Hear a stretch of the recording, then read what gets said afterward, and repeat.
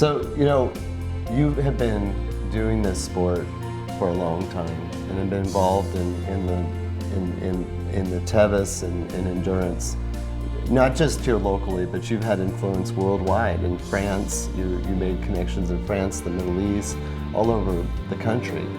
At this point in your riding life and watching the progression of our sport, where do you see our sport going?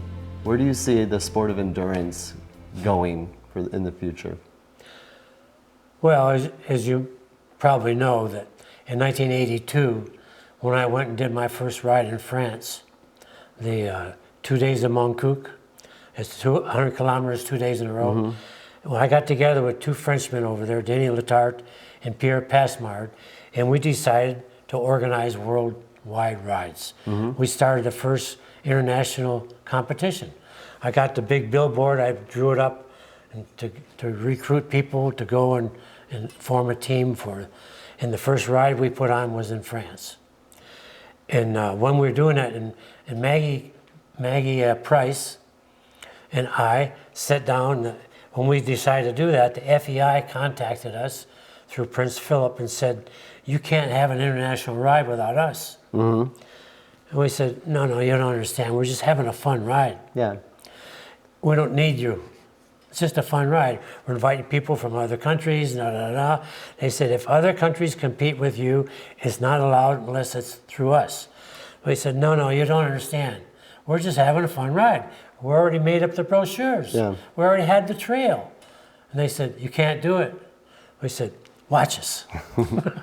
And they sent us 22 pages, and I still have them, of their rules they drew up for endurance riding. Right. And it was 6 countries got together: Canada, France, Germany, England, Italy, and of course the UK. And Maggie Price and I sat down with that 22-page document. We threw half the pages out. The other half, we scratched off half of it and marked it all up and gave it back to them. Said, this is the rules for endurance. Yeah. They wanted red flags on the right side of the trail and white flags on the other side. And if you had a real big obstacle, you had to have an alternate route around it. And at the end of the race, it was points. Mm-hmm. And we fought them. And as a matter of fact, I still have that first billboard I made up. It's in my barn at home. Yeah. And it was a battle. Yeah. We took horses to England, to France, and we ended up using the course that they call the French Tevis Cup at that time, Florac. And I took the crew over there, 5 of us, 6 of us, to ride with the American team. The funny thing is, they had the flags, and let me tell you, and I've done that a couple of times, when you see your flag flying with the other countries up there, that's good. Yeah. It's nice. The flags were flying. They had a special meeting, and I asked Matthew McKay Smith to come over and represent us as a ground jury, because I was going to ride. I didn't want to be ground jury, I was going to ride. And Valerie Canavy was there to ride, and a few others. After that meeting, the guy come out and he's taking down the American flag. Hey, what's going on? Hey, Larry, look. Larry Canavy. And Larry's the kind of guy like Todd Nelson that he can look you in the eye and tell you what to do, you'll do it. Right. Okay? He says, got that. Yeah. And Larry says, hey, what are you doing? The guy says, I'm taking down the flag. The Americans aren't riding. Larry says, put it back. Okay, put it back. And they had another meeting. We rode. Yeah. But we only could ride in the open division. We could not win. Yeah. FEI. And those are the very things that we fought against, Maggie Price and I and Denny Letarte in the beginning. We wanted to be an endurance ride. Yeah. Not what they're doing now. So anyway, we rode. The next year it went to Vienna, Austria. Yeah. I went over there ahead of time, helped lay out the trails and organize things and so forth. And I took some horses over there. We had it pretty much set up. In those early years, we were raising money to pay all the expenses for our riders. We had no participation from the government like the French do and the English and so forth. So we went over and we rode the ride in Austria. but we rode on borrowed horses, so we couldn't compete with those who gave us the Right. horses because they were riding too. Yeah. But we had a good ride. It was a good experience. And the next year, we went to Italy.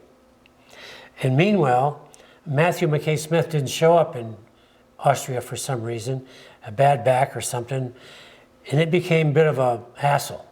I was tested, but patient, and we rode.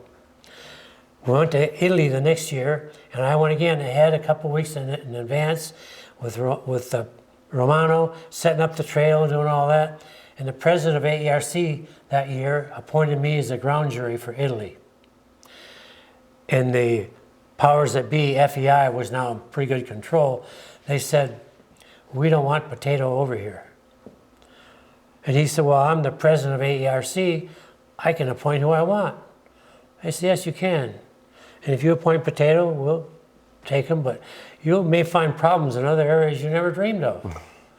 So he told me that, and I said, well, look, just tell him where the monkey put the peanut. I'm not going. And I withdrew. And by the way, I got the word later that that committee of 6 from FEI, they had the word out to smash the Potato. Oh, geez. And they did it, because I withdrew. So, with international competition, do you think that that's changing our sport, the way FEI runs it? No, or it's do not. You think, It's not. I don't think it is either, because you can decide on whether you want to be an endurance rider and ride AERC, or if you want to go FEI, you go FEI. And the reason I say it's not changing the sport is because that is not a sport. Yeah. It's a race. Yeah. And we don't have that. Right. We still have the finishes to win, the finishes to win. Yes. But of course, the second place, you know how that goes. But we still give a first place and top 10. But the sport is still to finish. Right. And FEI, the sport is to win. And if you don't win, you're out. No money. Yeah. You know? Do you remember coming on my radio show explaining what the second place, first loser comment? I gave Potato an opportunity to explain himself when he said second place is the first loser at the Tevis banquet, and everybody got shocked. And so you came on and you said, well, second place is the first loser. It was in the awards banquet. I was on stage. And here's what I said. I remember it almost verbatim. Okay. I said, you know, this buckle for winning this ride is precious to me. But it's no more precious than the first one I got. Mm-hmm. And first place is the winner, but second place is the first loser. But the finish is to win. And the Sacramento Bee printed that up. Right. And a friend of mine in Sacramento called me up and said, hey, Potato, I read this article and someone, a letter to the editor, really going down bad on you. And he said, want me to send you a copy? I said, no, I don't want it, throw it away. You know? Well, that lady who wrote that letter ended up riding Fayette DeCameo Really? on her first Tevis Cup, on her first Tevis ride, and got BC. And she was so scathing against you in the Well, at the time, the letter yeah. of the editor. That's funny. But when she saw me riding Fayette DeCameo, she said, I want to ride that horse. Yeah. I ended up marrying her. Oh, you married her? Yeah. But not for long. Yeah. Well. 4 or 5 years. You know. Yeah, I don't know if we want to talk about all that in your interviews. Probably not. Yeah. But anyway, I took her and Judy Carnazzo on their first Tevis ride. She rode Fayette DeCameo. I rode Fia. And Judy rode the other horse I bought from Gerhardt's, Cameo Corrine. Yeah. No, Cameo, Classic Cameo, who she called Chocolate. I took those two ladies on their first Tevis ride, and here's what I told them. I said, you stick your horse's nose up my horse's rear end, and Judy, you stick your horse's nose up Kathy's rear end, and stay there all day long. If I pass another horse, I will make sure there's room for all three of us. But just stay there all day and stick with me. Don't try and get ahead of me, and stay with me. We finished second, third, and fourth. Wow. And we rode together all day. At one point in time, coming down to Highway 89, Frank Smith, riding a mule, Yeah. got between Judy Carnazzo and Kathy Rome. It was Kathy Rome at that time. And he said he didn't go more than 50 feet, and he knew he was in the wrong place. And he pulled out so we could go together. So we rode all day, 1, 2, 3, 1, 2, 3. And that was a great ride. Well, to get one horse through is a big accomplishment, but a 1, 2, get 3 of your horses. Second, third, and fourth, we finished. That's a. And the only reason we weren't first was that horse in front of us went a little faster. Yeah. What are you going to do? Yeah. So you were the first loser that day. Yeah. Yeah. So you've experienced it. Yeah. Well, this isn't the first time that you and I have been in front of the camera. No, I know. Yeah, it's classic, huh? Because I wanted to have the shot of the probably the best fart scene in the history of movie making was when we were sitting around the campfire in the movie Untethered. That wasn't me. But we blamed it on you. Yeah, I know. That was. I really appreciate you being game and that doing that with us. That was a lot of fun. That was tethered, untethered. Untethered. Yeah. Yep. Well, I remember when you were pretty young. Yeah. And I have great admiration for your parents. They were true contributions to the sport, without question, as was your uncle. Thank you for saying that, yes. And all of us together really came up in this sport together, and it's very heartening to know that you're here and what you're doing and what you're still doing and what you're going to do in the future. And growing up and Potato, I remember going to the Motherlode Arab Club meetings and seeing you at the meetings with your coffee mug with the frog in it. Oh yeah. And and that was a good cup. As a kid, those were things that you don't forget. You were a character even back then, and you were a lot of fun. Remember when we did the Motherlode ride from Tahoe to Auburn in 3 days? Yeah. With the group, and we brought down a whole group of riders. In groups, in groups, and catered the whole thing, and it was just a lot of fun. We spent a lot of time on the trail, and I rode in with Potato. I rode in with you on that ride, and we were down along the river, and there at the fig tree. There was a fig tree, and you stopped and started pulling figs off the trees, and threw me one. And told me it was nature's candy, and you got to eat these. And those were moments that I will never forget, because I was riding with all these Dr. people that I Barslow admired, Barslow and you, and my uncle was there, and it was just one of those. That's what keeps me doing this, and keeps me wanting to preserve this history. And by the way, you talk about my cup. I have my cup. Do you remember? Well, maybe you don't, because you're so small at the time. But when you used to vet in Squaw Valley, you got your bib and you paid $2. Yeah. And after the ride, you turned in the bib and got your $2 back. Well, the one year, Drew had a bunch of these little plastic cups, and we put logos on them. And the year before, she gave me a bunch of $1 bills to go over when people came to the awards banquet at the fairgrounds, give them the $2 and get the ticket back. Well, I said, Drew, let me sell those cups for $2 a piece. And so I'd say, you got your bib, would you have $2 or a Tevis cup? Yeah. And that was the first fundraiser for the Tevis. There you go. That's pretty good. I sold all those cups, plus they had a package of champagne glasses that had the Tevis engraved in them. And I had about 3 boxes of those, and I sold all those. And next morning I walked into Wendell's office, and to Wendell and Drew, and I said, and that's when their desks were still together there.